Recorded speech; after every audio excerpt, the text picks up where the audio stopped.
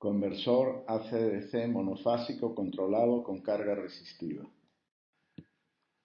La figura presenta el circuito básico de un conversor controlado monofásico con carga resistiva, generalmente llamado rectificador monofásico controlado.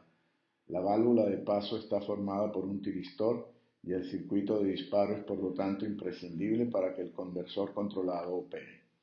Asimismo, aunque no está explícitamente indicado en la gráfica, el circuito de disparo debe tener información sobre el cruce por cero de la línea C, para que pueda generar los pulsos de disparo guardando la debida relación de sincronización con la señal de línea.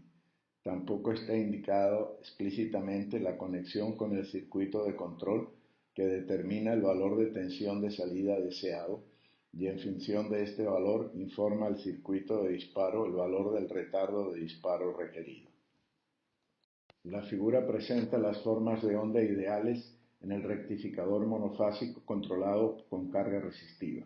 En cada cruce por cero que da inicio a un semiciclo positivo, el circuito generador de disparo activa un temporizador que produce el pulso de disparo cuando ha transcurrido el tiempo prefijado por la demanda de voltaje de salida.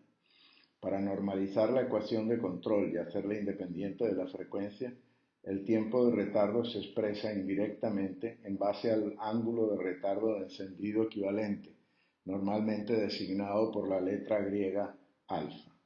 Transcurrido el intervalo alfa desde el cruce por cero, se aplica la señal de disparo al tiristor, el cual entra en conducción. La tensión K del dispositivo hasta el momento de disparo igual a la tensión de la fuente colapsa a cero, dispositivo ideal, por lo que la tensión de la fuente se aplica a la carga resistiva.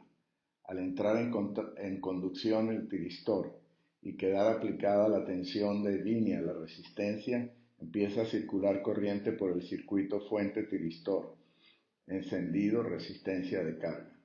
Pulso de corriente tiene la misma forma que el pulso de tensión aplicado a la carga, y su amplitud, por supuesto, es igual al cociente entre el valor instantáneo de la tensión de línea y la resistencia de carga, por lo que la traza central de la figura representa también a la corriente de línea con la escala seleccionada para que se sobreponga a la tensión en la resistencia.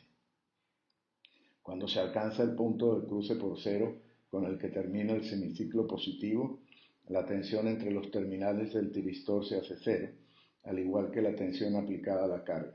Esto hace que la corriente de línea desaparezca. El tiristor se apaga y permanece apagado durante todo el semiciclo negativo. El circuito queda dispuesto para repetir el proceso hasta aquí descrito en el siguiente pulso positivo. Aplicando directamente la definición de tensión promedio, se determina la fórmula que expresa el valor de la tensión promedio en la carga en función del ángulo alfa de retardo de encendido aplicado y, despejando en sentido inverso, se determina cuál es la fórmula que permite calcular el valor del ángulo alfa de retardo de encendido requerido para producir una tensión de salida en la carga de magnitud especificada.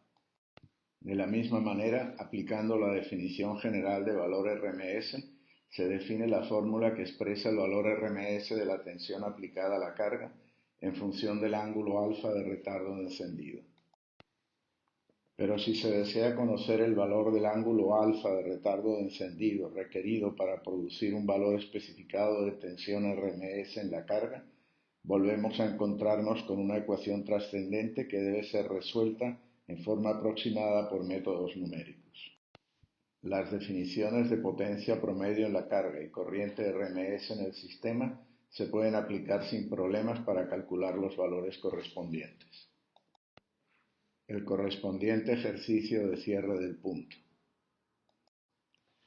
Por comparación, se calcula cuál sería el valor de la tensión producida por un rectificador no controlado. A continuación, empleando la fórmula, se determina el valor del ángulo de retardo necesario para producir la tensión de 40 voltios deseada.